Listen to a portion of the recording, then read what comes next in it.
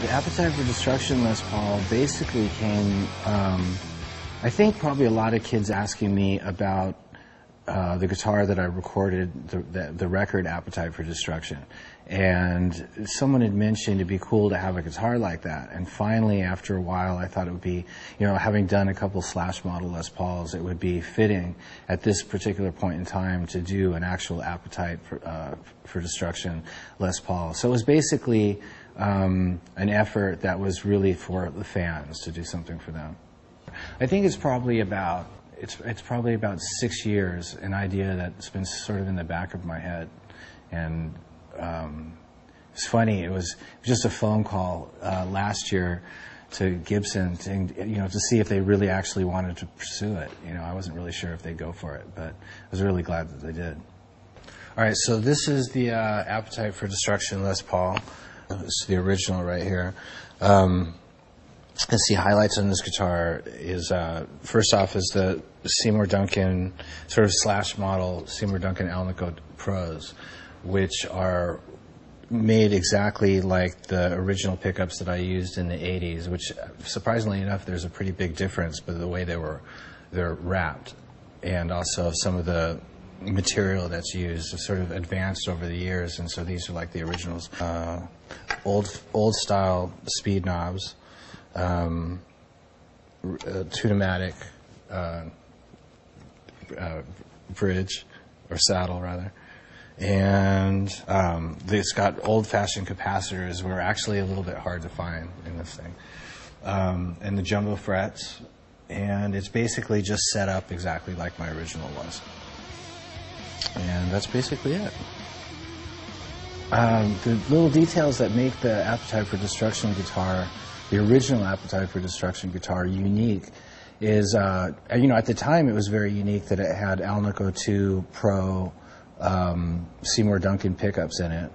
I never paid much attention to the capacitors or any of the other hardware that came with the guitar, but it just had a really, really unique sound, and sort of became my signature sound after the release of Appetite for Destruction. So at this point, in trying to duplicate that guitar, it turns out that the nut was important, obviously the pickups were important, the capacitors were important, the wood was important, and a couple of little finer details. So that's what we tried to copy. But all things considered, with the original one, it just happened to have a certain sort of unique tone unto itself, and with the new one, we basically tried to capture that. The new Appetite for Destruction guitar is about as close as anybody could get to the original. If somebody had told me that the Appetite for Destruction guitar in 1987 was going to end up being as iconic looking and sounding guitar in 2010, I would never have believed it. Electric guitar has always had a special place in my heart because I just love the energy of it, and I've always loved the sound of lead guitar, electric lead guitar. Jimi Hendrix and Jeff Beck and Jimmy Page and all the different guys that I grew up listening to, and to this day, it still has such a sort of a crazy allure for me. As soon as I hear an electric guitar, it's very inspiring, and just the look of the guitar. It's sort of like exotic cars or women, and something that just never gets old.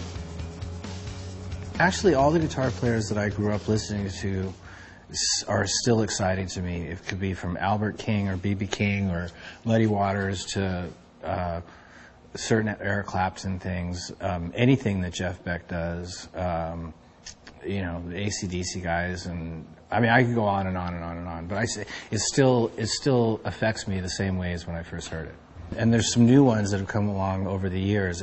It's been a little few and far between in the millennium as far as new guitar players, but I think like Jack White was one of the guys who still inspires me to this day, and then and all the guys before him.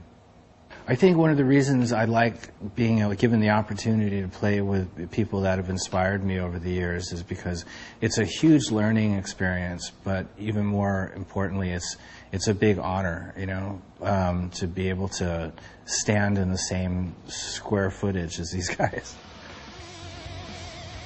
I was never really much of a computer guy, and then just in the last couple of years, literally the last 2 years, I started to use a computer, and then finding that all the social networking availabilities on these things, it became a great way to sort of reach out and be able to get sort of toe-to-toe with your fan base. And I think it's great. You can do your own updates. You can obviously find out in real time what people think about whatever it is that you've got going on, and you can sort of just interact with them a lot easier than you can by using press updates and stuff like that. So I think it's a huge benefit. Well, the cool thing about Twitter, is that you can speak directly with fans again in real time, and it just gives you a better idea as to the people who are out there, sort of a better impression of what people are like.